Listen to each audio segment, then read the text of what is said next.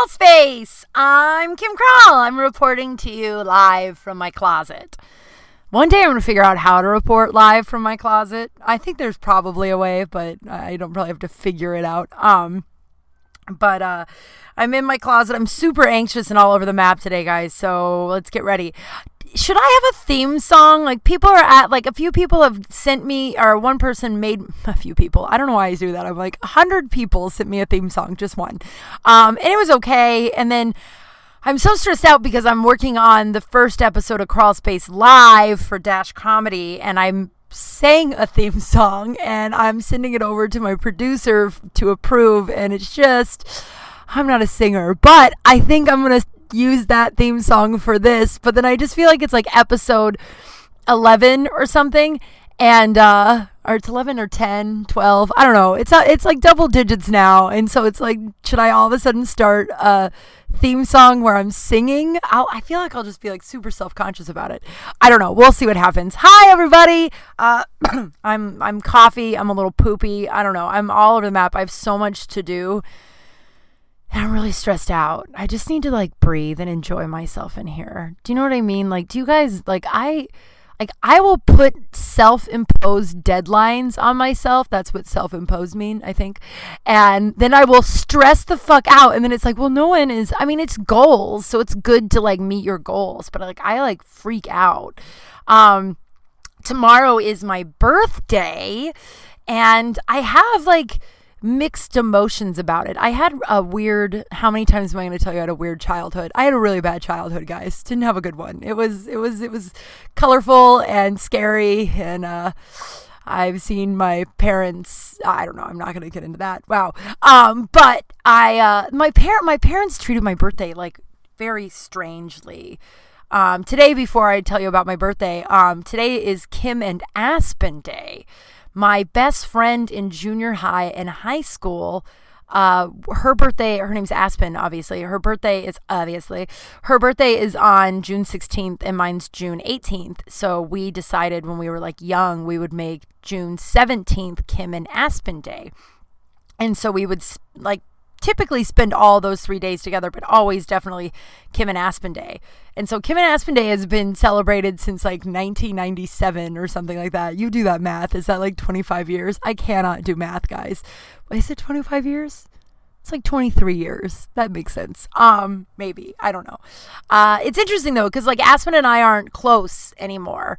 And I'll send her a happy Kim and Aspen Day every year. And, I mean, it's not that I don't know. I mean, we became adults, and I live in LA and she lives in Denver, and we're just very different people. She came to visit earlier this year, and it was, I wonder if she's listening to this. I mean, she probably agrees. It was okay. You can just tell we're very different people now, and which is a good thing. You shouldn't be the same person you were in high school or junior high. At least I said that last week too. Like, if you peaked in high school, I feel bad for you, dude. But like so today's Kim and Aspen Day. And, which is, you know, it's a cool friendship day. I don't know. So call one of your friends and just wish them a happy Kim and Aspen Day. Or just like tell someone that you love them. Because that's what it was, just like two little girls who just, you know, celebrated their days together. It was really cool. And like, especially at the time, my parents celebrated my birthday in like sometimes it was celebrated, other times it wasn't. Like, it was like with my dad, sometimes I'd come downstairs. Like, I never knew what to expect when I would come. Like, in general, I never knew what to expect when I like came downstairs and he was home. Sometimes I would be ignored. Sometimes it would be, you know, I'd be yelled at. And then other times he would be super nice. And the dad, the Tom, everybody knows. Like, it just like, he was just, you know, he was a really sick man. So so sometimes my birthday, I would come downstairs and he'd be like, happy birthday, I love you. And then other times, I remember very, very, very clearly, I got a CD burner for my laptop. It was like 2001, I think. That's when I made all those Napster CDs about my first love, Adam Black. Still have them. Super embarrassing.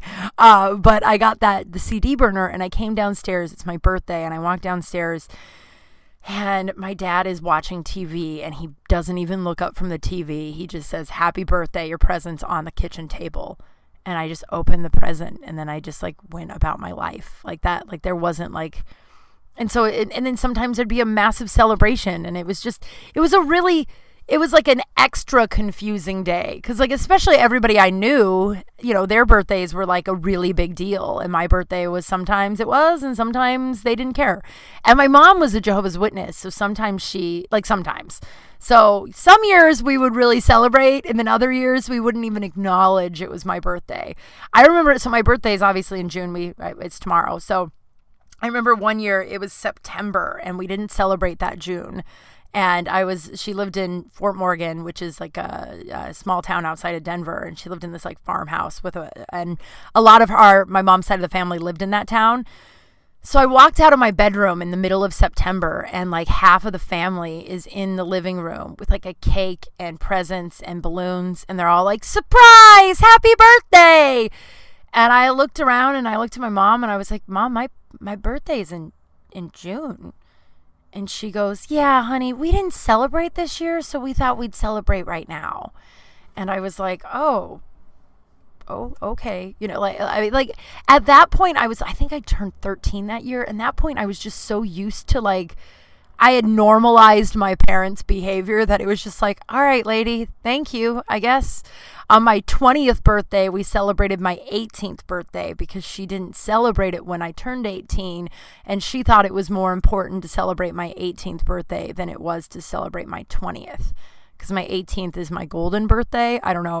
We went to dinner. It was a very weird conversation. But again, I was 20. So at that point, I had 20 years of these two, sometimes celebrating, sometimes not. My dad was an abusive man, and he used to, I always get so nervous confessing this stuff because I know my family listens, and they either don't believe a lot of the stuff I say about my dad, or they somehow have justified it. And that's like a battle I've had to deal with internally, like how I go about my own abuse and my experience with him, because my family they don't believe me, or they justify it. And the stuff they justify is super heinous, man. But for my birthday, most of my life, until I cut my father out of my life 9 years ago. Why I know it's 9 years ago is because I got Henry, my cat, like a couple of months after I wrote a letter and severed ties with my dad. And then 4 years later, my dad got really sick. I went back. He died. We said we had our forgiveness, blah, blah, blah. And then he died. So it's been 9 years. But so up until 9 years ago, when I was an adult, not an adult, like up until like from like, I don't know, I'm going to say like 14 to up to 9 years ago, my father would send me sexually suggestive birthday cards. Yes, you heard that correctly. My father would send me sexually suggestive birthday cards.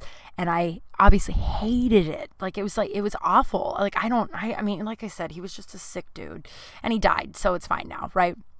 It was funny, though, after I cut him out of my life, he started sending me birthday cards that, like, dads get their daughters. Only after I told him I didn't want to be in his life anymore did he start sending me appropriate birthday cards. I remember the first time I told somebody about these birthday cards. I was 21. I was living in LA. I was working in this sketchy phone room in Sherman Oaks, and like super sketchy. It was like a room, like it was in, LA. So it was like a room full of people that were has-beens and wannabes. So like a bunch of people like me that were like 21 and bright-eyed and excited about their careers in Hollywood. And then Pee-wee from Porky's was my boss. So his time had come, now he's a manager of a phone room. So you know what it like, so it was one of those situations. And so it was my birthday, and I got a card from my dad, and I had a buddy, Kyle, that I sat next to, and we had a wildly inappropriate relationship. Now that I'm older, I'm like, oh yeah, that was my dad issues upon dad issues upon dad issues. Right? This story I tell you right now, you're gonna be like, oh, of course that bitch has dad issues. Like, I like this guy, right? You'll keep up, you'll be fine. I like this guy. I don't like him, but like I'm drawn to him and attracted to him because he's an asshole and he drinks too much. And I'm like, Dad, like it's literally like I like, now that I'm doing all this like therapeutic work on myself, like all this therapy, I know like I can step back and see my motives of liking this guy. Like, he's not a good dude. He's kind of a loser, and he drinks too much, and he's a dick, and he gaslights me. And like, he's up and down. Like the other day I ran into him and he was like, I really want to come see one of your comedy shows. I bet you're really funny. And then, the next minute he's like, we're never going to be friends. Like, he's crazy. And for some reason I'm like, Daddy, Well, not for some reason. So this reason here. So this is the first time I ever told anybody. We were working in the phone room, and I'd become close to this guy, Kyle. And I was like, my dad sends me these cards and they make me so uncomfortable. They make me feel yucky. And so I give Kyle the card and he starts laughing. And I was like, it is not funny. And this is way before I became a comedian, because it's so fun. Because he was like, come on, it's so fucking ludicrous that your dad sent you this, that it's funny. The card said on the front, I'll never forget it. It was like, sex and money. Has anyone else gotten a birthday card from their father with the word sex written on it? I have multiple times. Sex and money. And then you open it up and it says 2 things you won't be getting from me for your birthday. Love, Dad. I'm going to let you process that for a minute. And that's what those kinds of cards is what my dad used to send me. So of course my birthday was just always just a really bad day. Like it was just like, it was, my mom was either off on some kind of bender or a Jehovah's Witness not celebrating, or we made a really big deal. And it was just always this weird up and down roller coaster of just like never knowing what I was going to get. Right. And, so it took me years as an adult to like my birthday. Like my birthday makes me very uncomfortable. And the last 5 or 6 years, I'm grateful that I have a lot of, and it's no coincidence that it was around the time I cut out my father. I did have a really good 20th birthday. My 20th birthday, I wasn't living in my college town anymore, but I had 2 groups of friends. I had this group of friends that were like anti-fraternity brother. Like they hated fraternities. When you go to college, there's like the Greek people and then the people who like really hate the Greek people, which is really funny because the Greek people don't really give a fuck about the non-Greek people. But the non-Greek people are always like, fuck Greek people, right? It's just so funny because I lived in both worlds. I wasn't a sorority girl, but I lived in that fraternity. And so I had my non-fraternity friends who like didn't want anything to do with my fraternity friends. And then I had my frat boys, my frat brothers, right, from the Delts. And a few of them listen. Hi, fellas. And my best friend in college, Amy Arona, she got them to come together and throw me a surprise birthday party. I remember I was in Greeley for my birthday just to like go out for the night or whatever. And I'm going to the frat house and I'm walking down the street and I see my buddy Kyle and Ferris, and they're standing in front of the frat house and they both have something behind their back, but I don't think much of it because I'm weird. So I just, whatever. But I was like, hi guys. Oh my God. And they're like, happy birthday. And I was like, oh, thanks. And they're like, oh yeah, we're headed to a party down the street. Maybe we'll meet up with you later. And I was like, okay, cool. And then they doubled around back and they like, so together, these 2 groups of people who didn't get along necessarily threw me a big surprise party. And it was one of my favorite birthdays to date. But so like that birthday was amazing. But like the last 5 or 6 years, I've really embraced it and been like, okay, you didn't have, actually, you know what? I'm lying. I think most of my birthdays in LA since getting away from Colorado and my parents, most of my birthdays have been pretty amazing. Besides the dad sending me birthday cards about sex every year, with that sprinkled in. But I ended up making a friend named Stacy, like, I don't know, I was like 23, 24, and I told, my dad also used to give me, oh my God, here we go. Oh man, my family's listening to this. I don't know, buckle up guys. I'm probably going to talk more and more about this as Kral Space goes on, because honestly, I feel like this kind of behavior is so isolating, and if it happens to you, like you feel so, like until I started becoming open about how my father and I's relationship was, or the abuse, like this is sexual abuse, and there's more to it obviously than just this, but this is abuse, man. This is like sexualizing your kid is insanity. Wow, I can't believe I'm telling you this right now. It's fine. We're in the closet. I feel like it's not real if I'm in the closet, you know what I mean? And then, but I feel like I'm telling this for the listener that maybe had this sort of relationship with their parent and can't verbalize it. It took me a really long time to verbalize it, like admit it. You know what I mean? Like even to myself, like I buried it. I just knew my dad made my skin crawl, but everyone loved him so much. And for Christmas, my dad would always give me a calendar, and it was always some kind of like sex cartoon calendar. So it was like not all about sex because it was like cartoons, but it was like about sex. You know what I mean? So it was like a fine line. And then he'd always get me something from Victoria's Secret. And I would come back, like it always made me feel so yucky. And then I would come back to LA and I met this friend, Stacy. And I finally told her, like, I didn't tell anybody about this. Like, it was just like super shame. I don't think any of my family knows. Like, it wasn't like he got me lingerie, but the fact that your fucking dad is going into fucking Victoria's Secret to try and get you a Christmas present is bananas. And but it was like sexy fucking pajamas, which is Jesus Christ. And so I came back from Colorado once, and I told my friend Stacy about it, and I was so ashamed. I remember being in my bedroom, and I was living on Beloit in Santa Monica at the time, and I told my friend Stacy about it, and I was just like, it just makes me feel so gross. And she was like, why do you keep it? And it never dawned on me that I could just throw this shit away. And so every year I would just donate whatever sexy pajamas the guy got me, and then throw away the sex calendar, and then throw away the sex birthday cards. Like, I got to the point where I would just open the card, see if there was anything in it, like money, and then I would just throw away the card. I wouldn't even read it. And so, like, that's why my birthday is so weird. And so, like, since I moved to LA, I might tear up. I'm not crying for me now. I'm crying for that young girl who I just had no idea what to do with that, because it's so shameful that your father would send you that stuff and buy you that stuff. And it's just like, and I'm so grateful I had friends, and I continue to have friends that just like hear my story, because it goes a lot more than sexy pajamas. But I just like, I don't know, if you are listening to this and you're struggling with anything in terms of this, reach out to me. And if you can relate to this and you're struggling and you feel isolated, reach out to me. I know I'm crying now. Wow, what is this, time number 6 that I've cried on the podcast? I know I'm crying now, but the wounds are healing. I'm in therapy for it. But so my birthday is always kind of a clunky time, and I've the last several years I have decided to take it back. Like, I get to celebrate it the way I want to celebrate it, and I don't have to have that stuff anymore. I don't have to, oh man. Oh, I thought they were starting to box. If you can hear, there's like a truck outside. Nothing like breaking up a moment of me crying in my closet, telling you about my father used to sexualize me, like a truck clunking outside. But now I celebrate it the way I want to, and I invite people that I want to see.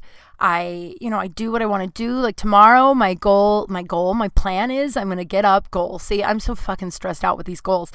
Tomorrow I'm going to get up and I'm going to go on a solo hike. Then I'm going to make myself some breakfast, and I want balloons, and I want a stuffed animal, and I'm going to get both of those things, and I might even wrap that fucking stuffed animal. And because it's like, I'm doing inner child work, and maybe that's, it took me a long time to the inner kid work. I was just like, gross. That's not real. It's real. But I didn't get any of that stuff. So it's like, I get to celebrate tomorrow, and I want balloons. When I was a little kid, my dad, God, he was a monster. I'm realizing I'm doing a lot of work where I'm talking a lot about the past. Like, I'm basically drudging up every horrible thing that ever happened to me, and I'm healing that wound. So it's fun. I cry a lot right now, but I know there's something on the other side of it. I know that there's, freedom from the past on the other side of looking at these wounds. And recently I uncovered, not that I uncovered it, I just didn't think it was really that weird or bad until I told a therapist that I was terrified of balloons when I was a kid, because I would get balloons and my dad would put them in my face and then punch the balloon until I was hysterically crying and screaming, and he would just be laughing while he was doing it. And like, I remember we'd go to like Burger King and they'd be like, oh honey, would you like a balloon? And I bloody murder, like, no, don't give me a balloon. That's nuts, right? And like, so for years, I was terrified of balloons. I'm not anymore. I want balloons. I love balloons. So I don't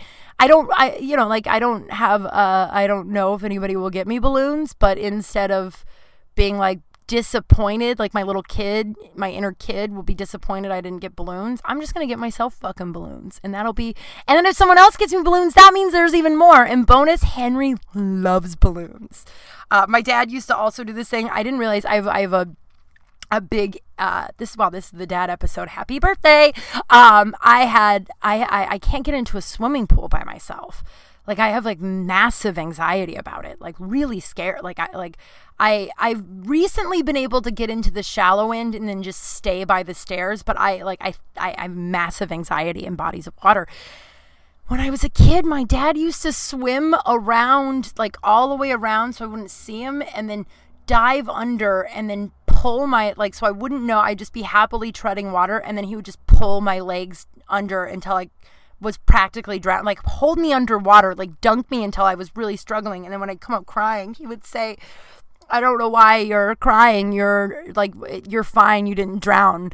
And I just realized recently, I'm like, oh, that's why I'm so scared, which is cool. Uncovering this shit. Like, I know, like, it's hard, and maybe you guys are like, Jesus, your dad was a monster. Yeah, he was just kind of a sick guy, man.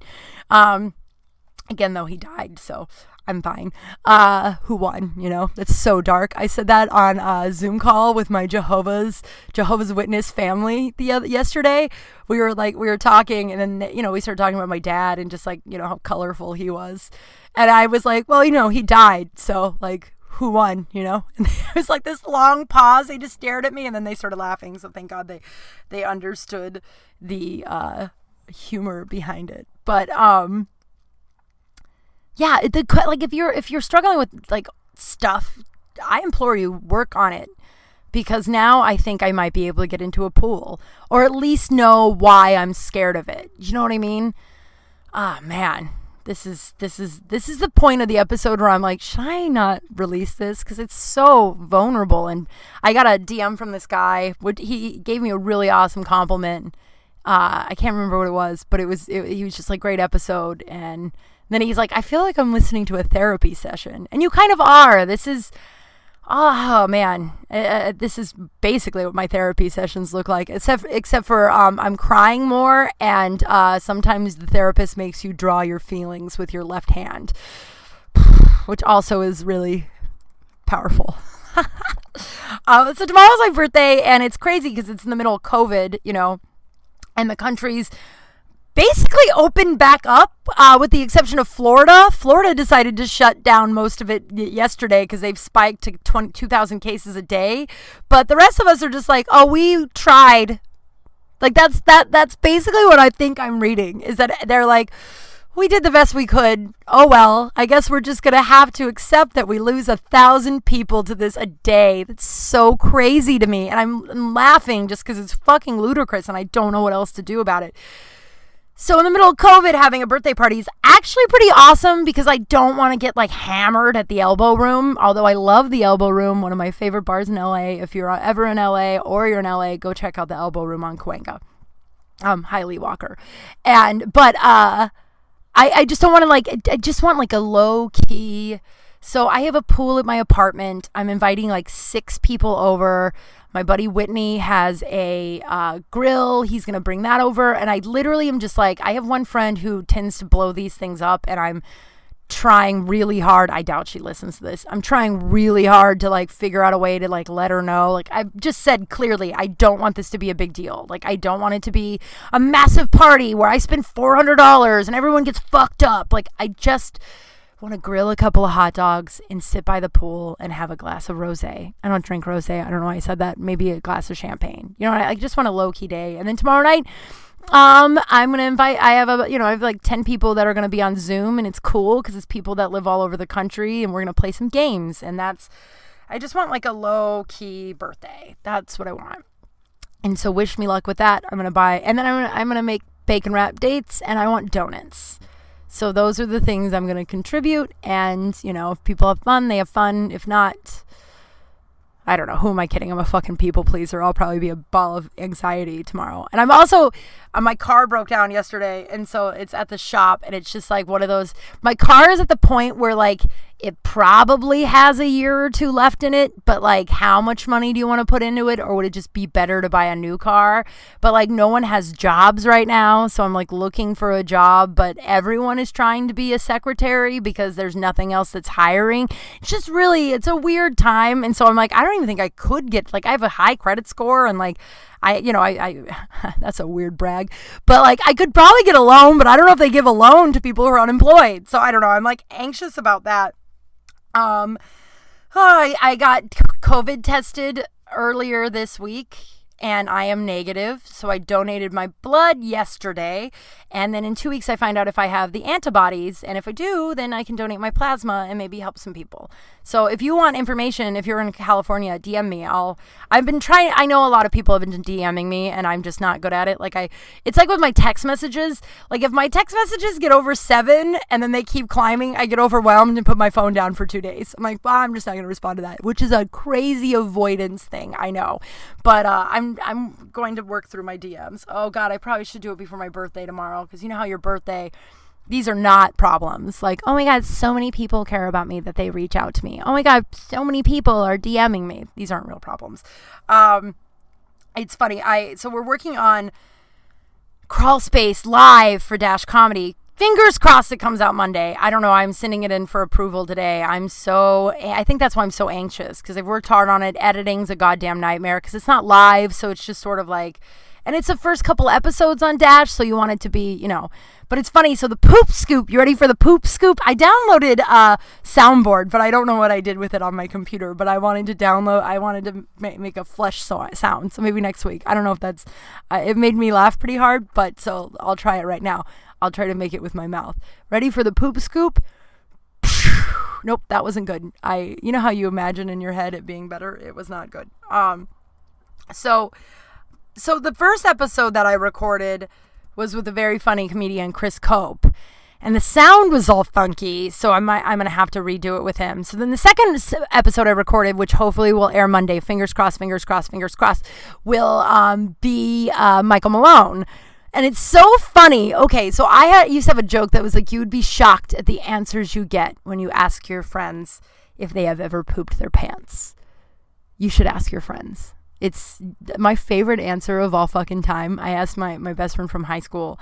I was like, have you ever, and this is her response. I don't know if I've told this. I'm slowly working through the old episodes so I don't retell stories, but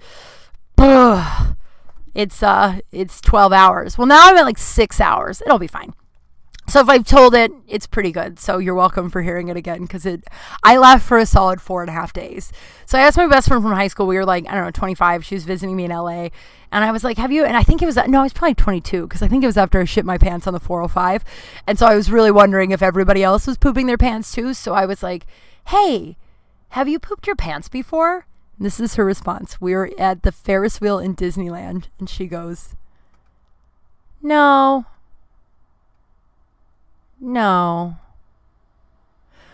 Well, I pooped all over my bathroom floor one time, but I wasn't wearing any pants, so I don't count it.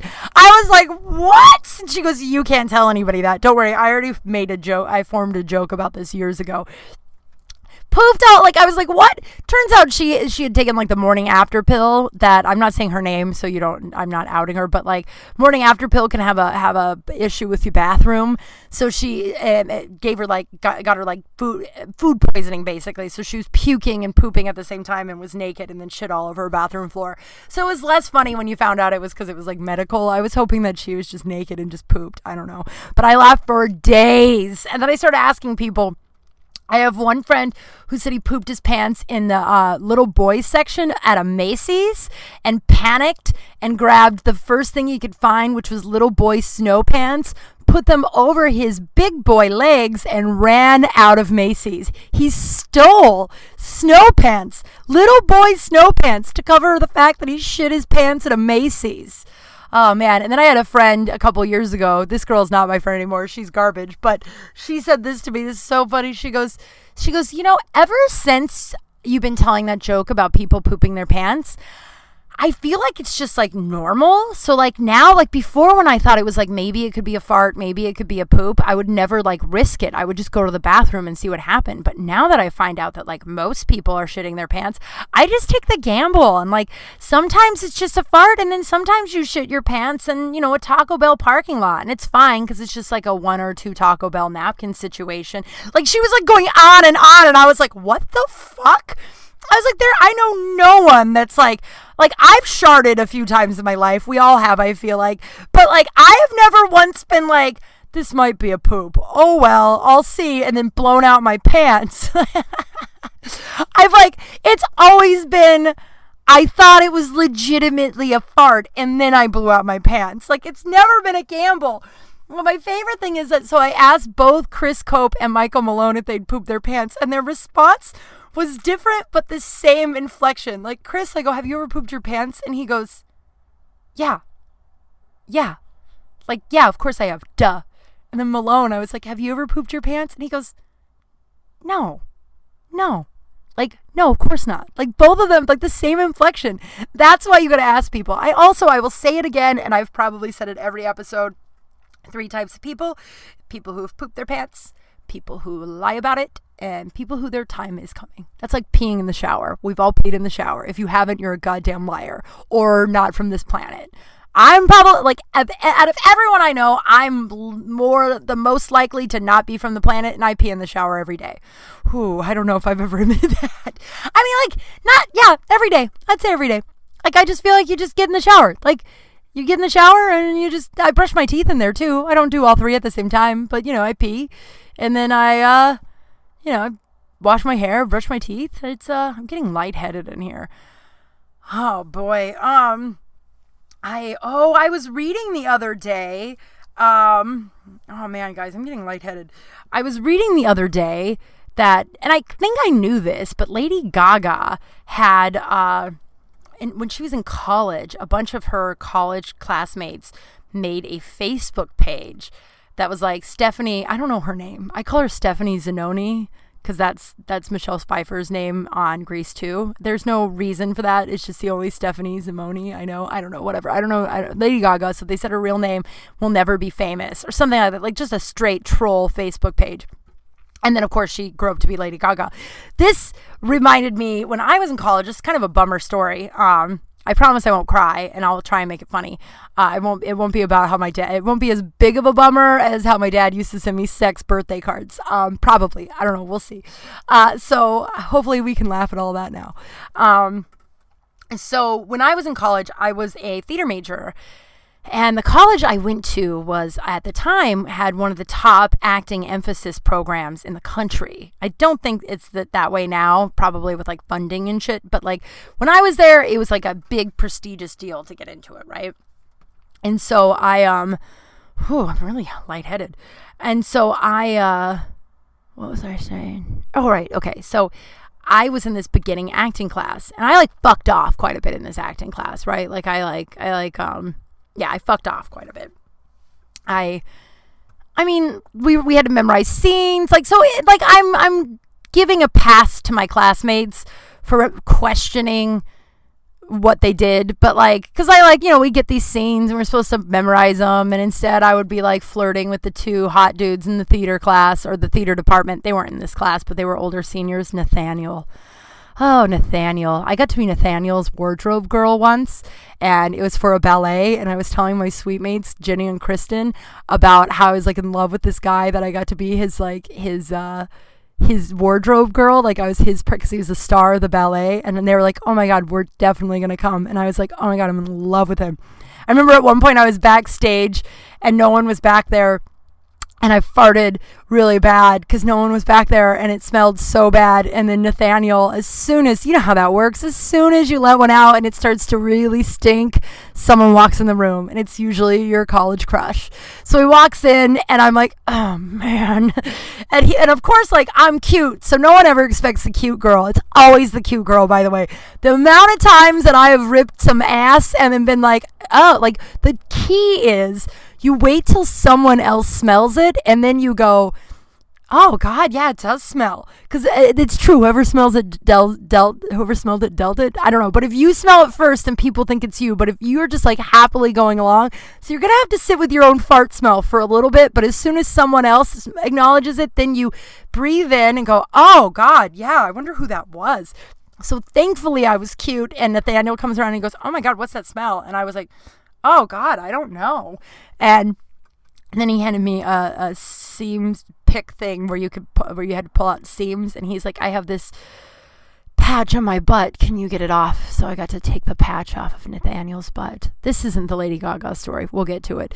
But then my suite mates came to that ballet, and afterwards I'm like, did you see Nathaniel? They're like, was he the guy in the powder blue unitard and the feather crown? And I was like, yes. And they were like, wow, Kim, no way Nathaniel was straight, no way. But it was, 2001 in Colorado, in like a small town in Colorado, so not super easy to come out back then. But I always wonder where he went. I got a picture with him before he graduated, and just the look on my face. Whew. Nathaniel. So I'd spent a lot of time flirting with him in that class and not memorizing all the scenes. So I just fucked off in this class, right? The only thing I took seriously, we had to do a lip syncing battle, right? And everyone did okay. I fucking blew it out of the park. There was a parody on Napster at the time called Oh Boobies, Boobies. Or baby, baby, one more time. Make my boobies one more size. So there was a parody, and then instead of crazy, it was like boobies. I can't sing, guys. That's why I'm debating if I should have the theme song on this or I sing. But it's it's a parody about Britney Spears' breast implants called Boobies and Oh Boobies, Boobies. So what I did was I stuffed my bra really, really big, and then I wore a big sweatshirt that I could take off with a zipper, and then I wore a headset and put my hair in the pigtails of Britney Spears. I think that's going to be the picture that every week I post a picture that kind of goes with the theme, so you'll be able to see. So when you're listening to this, you can go back and you can see the picture of me in this thing. I was very pale and I looked like I was 9, but I was 18. And still makes me a baby. Creeper men out there. A lot of stuff in the news about that. I don't know if I really want to talk about it. Maybe we will another time. The Chris D'Elia shit just popped last night. So if you're paying attention to that, Chris D'Elia apparently has been outed for soliciting and grooming underage girls. I don't know much about that. I do have a bunch of awkward encounters with Chris D'Elia, but I've heard his buddy always told me he was just scared of girls. I was like, oh, he's really weird every time I've met him. And his buddy was like, oh, he's scared of girls. So I don't know. It's really sad. So I don't want to talk about it, to be honest. We've already talked enough about sexual abuse, grooming, all that bullshit in this episode, I feel like. But, oh my God. So I put my hair in pigtails, wore silver pants, and then I did a whole dance to it. There's one woman out there. Her name is Eliza Love. I have tried to find her because apparently she took a video of it. I would kill to see this video. It was the first time in my life that a dream came true where I felt like a fucking pop star. I pretended I was a pop star my entire childhood, and this was the moment that I got to feel like a pop star. So that was the only thing in that class that I took seriously, was the lip singing thing. So it was fair. So it was a beginning acting class, and then you had to audition to get into the acting emphasis program at the school. And the audition was just basically a 2-minute monologue or a 4-minute monologue or whatever. And I worked really hard on it, right? I every day rented out this rehearsal space in my dorm room, and I would just rehearse. I really wanted it, right? And this is kind of it's a little bittersweet. Things always work out the way they should. And this is one of my big, deep, dark secrets I'm about to fucking unveil. But oh God. Okay. So I worked really hard on this acting emphasis audition, and it was 300 people applied each semester and 20 got in or something like that. Big number applied, little number got in, right? And I was the only one in my acting emphasis class that got in, and they were furious. First of all, if you are any sort of performer, you know that most actors and comedians are super salty when not the good ones. The good ones are but the shitty ones are super salty when there's other success besides their own. I've found that in comedy. I found that in that class. Don't be that person. First of all, if I love it when my friends get successes, not only because I love my friends and I'm proud of them and I know how hard they work, but also in a selfish standpoint, high tides rise all ships. So if I'm hanging out with a dude who just got a Netflix special, that means I'm in the right fucking corner. You know what I mean? So I never understand salty people, but the world's full of them. So I was told by a friend of mine, and it took me a long time actually to kind of forgive this friend, because she admitted years later that she had some jealousy issues with me as well. So I guess that was what that was, because like I don't understand the only reason she would give me this information. Oh my God, something's touching my leg. Oh, it's the cord, I think. Oh my God. There's not an animal in here. It's like not, I can't reach it. If I try to reach it, there'll be a big bang, and like the whole, it's pretty tight in this closet. It took me out, like, so I know like her motives, because the only motive for telling me this, because otherwise I would have had zero idea, because I wasn't friends with anybody in that acting class, like literally anybody. Nobody liked me in that class except for my friend Amy. She liked me quite a bit, but she fucked off just as much as I did. Oh, and that was actually a hard day too, because she didn't get in, and she was my best friend, but she handled it with grace. Like, she was just like really happy for me. You could tell she was sad about her not getting in, but she was also happy for me. And like, I always look back and like how I admire that reaction. Like, you know, like now, like with like comedy festivals, like I always like want to, like, yeah, of course you're sad you didn't get in, but you're happy that your friend did. And like how she handled it with so much grace. But my other friend decided it was in her best interest. The only thing she had to gain from this is to see how sad it made me.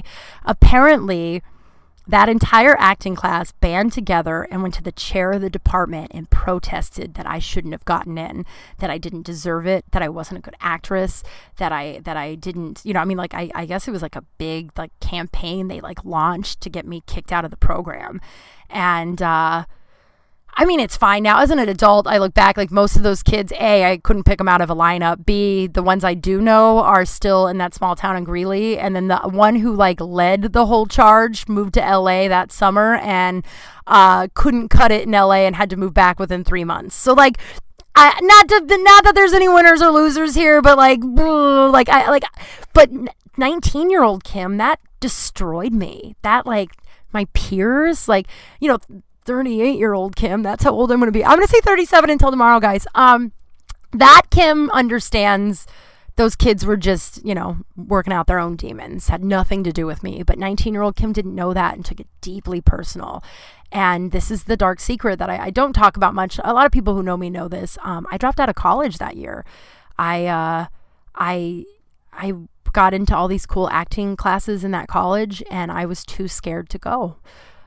Because I thought my peers didn't think I was good enough. And I was told later that the very first class I was supposed to be in, like, I enrolled and I straight up just did not show up. And because I remember how I felt. I was so scared, but I didn't have a name for it. Like, you know, when you're in denial, like I was just like, I just don't care. I'm moving to LA anyway. It doesn't matter. I'm dropping out. I don't even need to go to those classes. But that was the denial, because I was so deeply ashamed that my peers didn't think I was good enough to be there.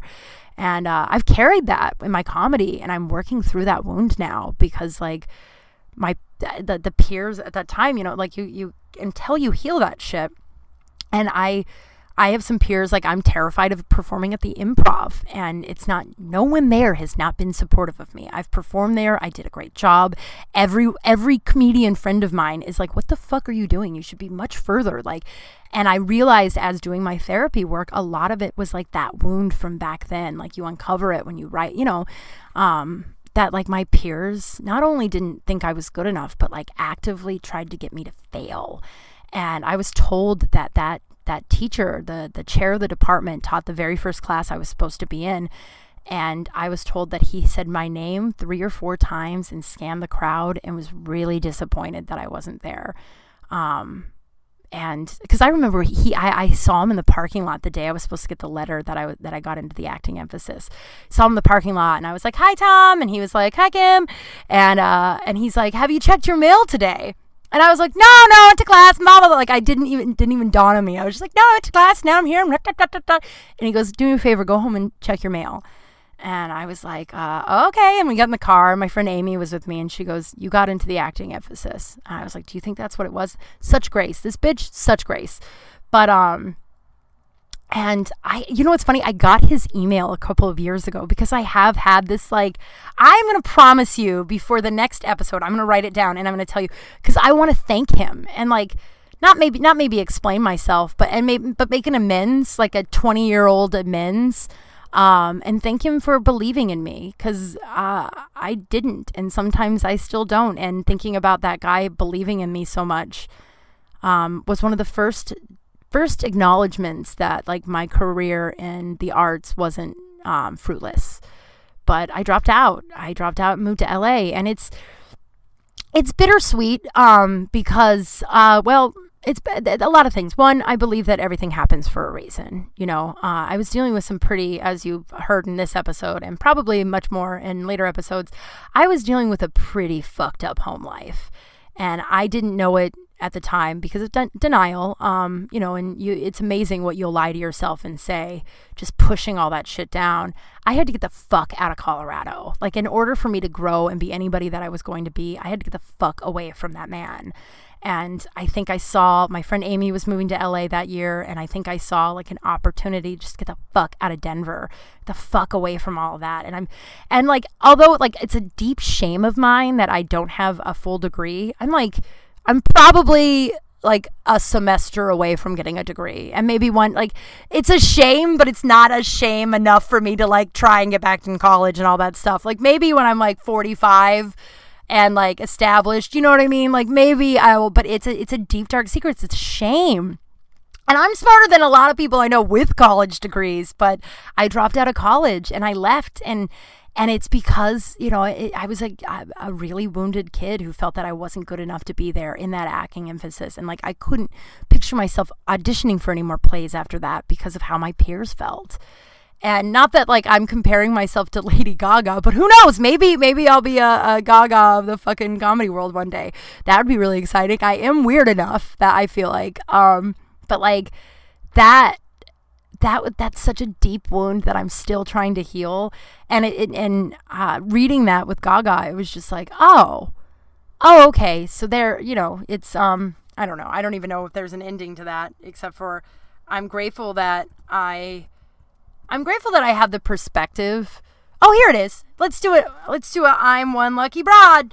I am one lucky broad because I have the perspective now to see all the moving pieces. Do you know what I mean? Like, it's still not buried. Like, I'm still not running from shit. Like, I am a little bit, but like, I understand what the wound is now.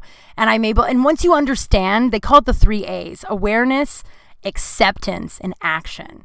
So now I have the awareness of why I've been so freaked out to perform at certain places, or feeling like I'm not good enough, or why I left college, and I forgive that young girl. That young girl was dealing with some really hefty shit that like nobody ever in the world should have to deal with.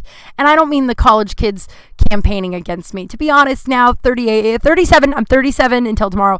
37-year-old Kim is like, it's kind of flattering. Like, I saw on my podcast, I have a couple of 1-star reviews, and I'm not upset because like, you don't want everyone to love you. You know what I mean? Like, yeah, if everyone loves you, you're doing something wrong.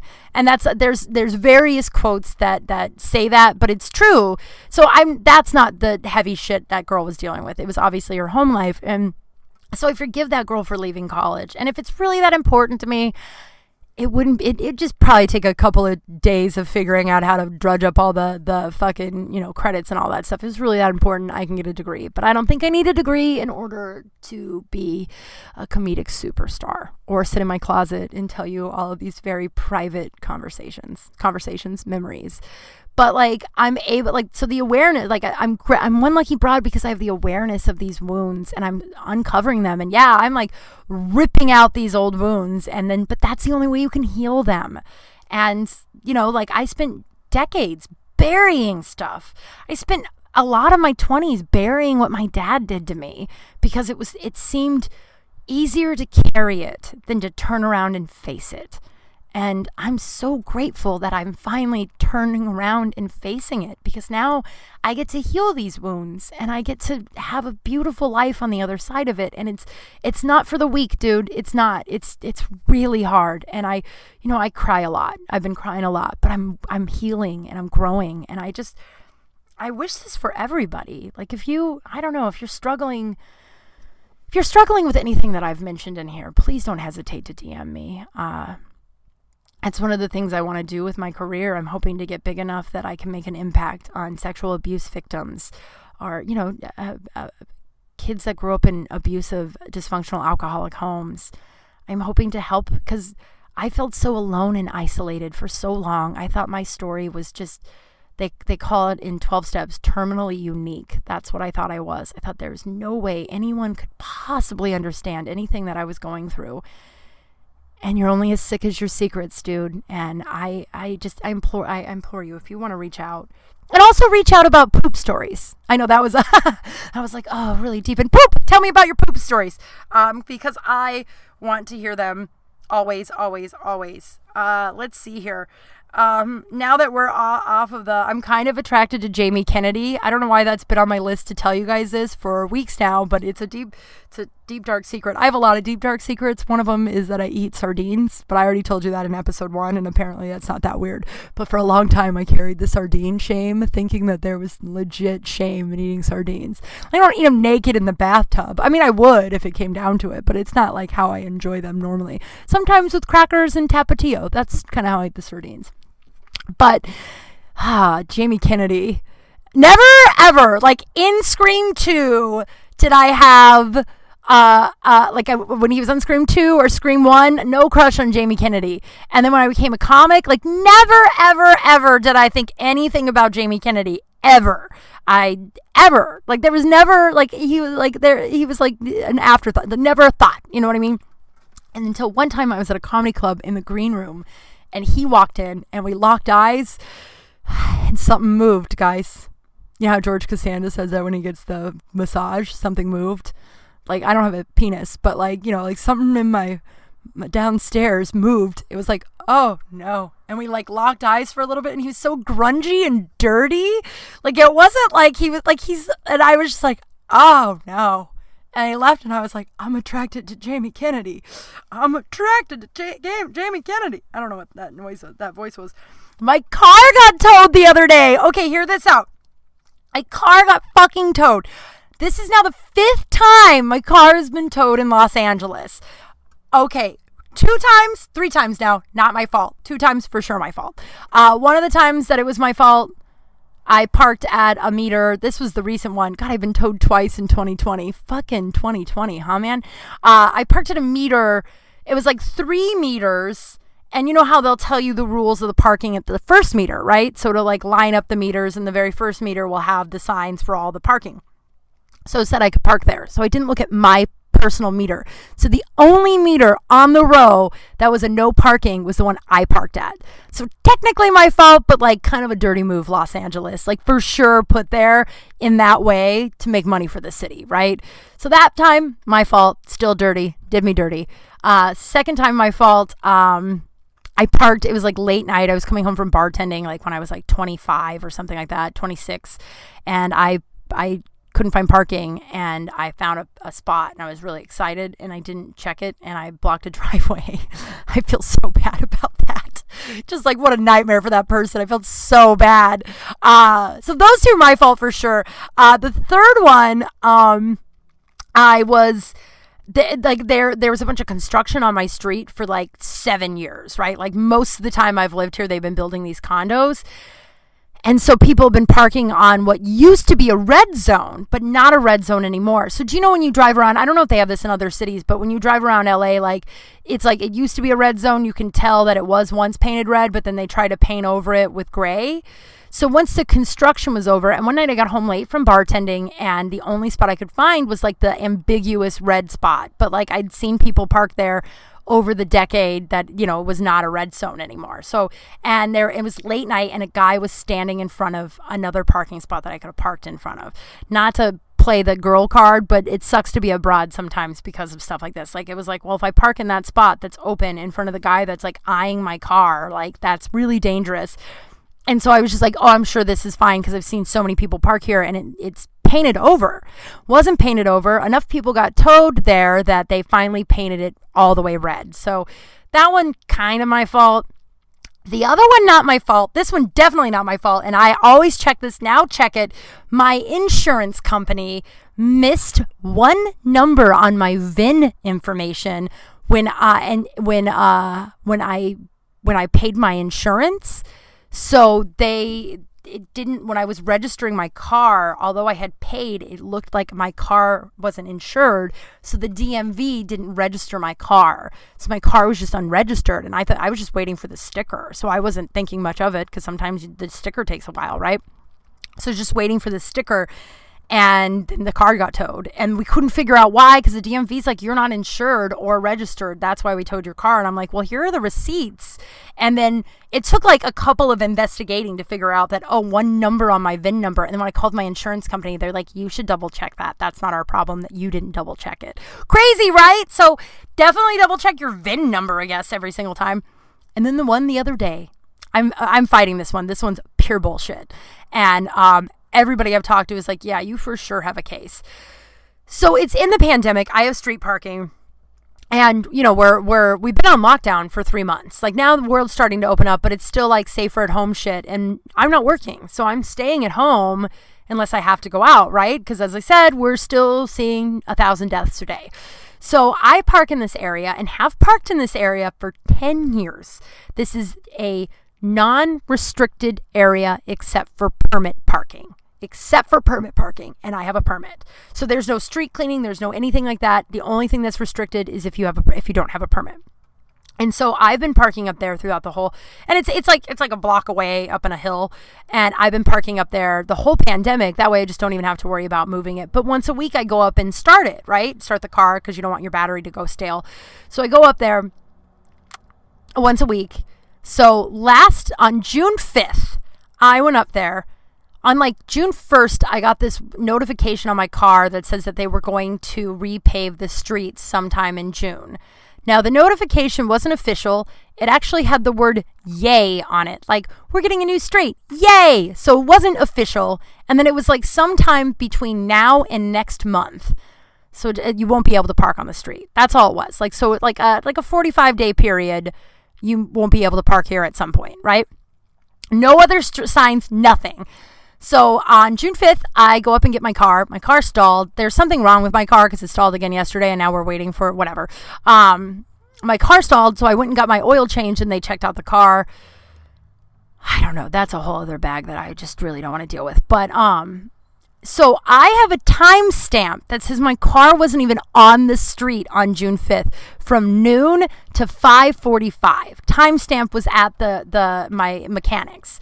So that's not even counting travel time. So from noon to minimum 6:15, my car was not on the thing.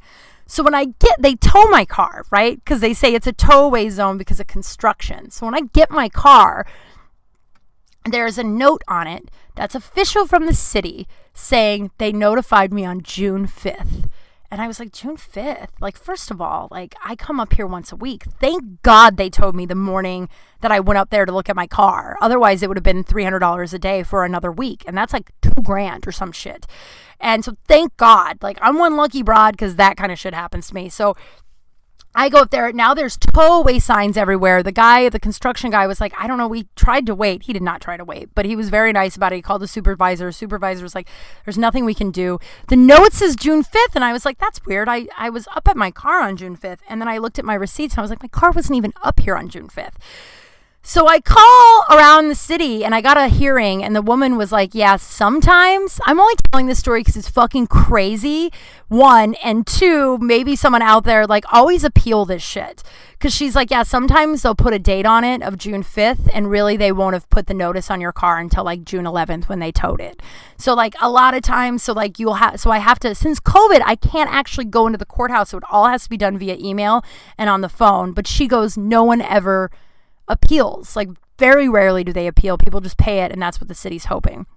So they towed my car in a non-restrictive area in the middle of a fucking pandemic when they gave like 4 days notice, if that.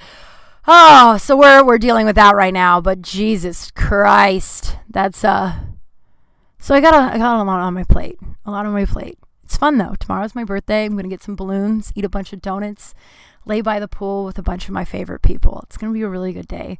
And then play Zoom games at night with a bunch of other favorite people.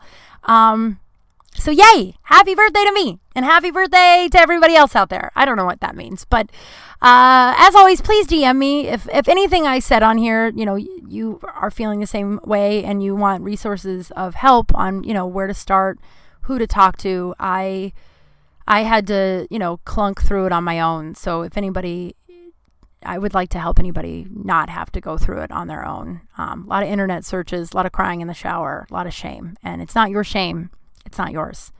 It's your abuser's. So if anybody wants to reach out, or if you want to DM me your poop stories, which no one has yet, and I'm very bummed out about that. So find me on all the socials. It's KYMKRAL. I'm Kim Kral. We are hopefully going to have a new Dash show, Kral Space, on Monday night. So that's going to be like a couple of different episodes a week. Which I'm a little afraid is going to be too much too saturated, but we'll see what happens. I don't know. It's content, right? And I interviewed Michael Malone, and he's so fucking good. It's so good. The interview is just, I'm going to release the entire interview, and then it's chopped up for Dash because it has to be an hour. But yeah, I'm here I release a new episode every Wednesday at noon. It's noon 06 now. All right, guys, I release it mid-afternoon every Wednesday. Okay, sometimes things happen. I want to record it once a week, though, so that's why I always want to record it on Wednesday morning, because I feel like enough of the week has happened. Whatever, it doesn't matter. No one's my principal. I don't know what that means. Yeah, so I'm Kim Kral. Thank you so much for listening, and if you give it a second, I would love it if you rated and reviewed. It just takes a minute, and it does so much for getting the exposure out there of the podcast and getting my name out. And the support just means a lot. And everything you guys have said and done, in the reviews and DMing me just means absolutely the world to me. It's fucking magical. I won't cry again because I think I cried twice in this episode, which is, it's not a good episode if you don't cry once. You know what I mean? All right, guys. Thank you so much. Happy birthday. Hope everybody has a good week. Stay safe out there. Bye.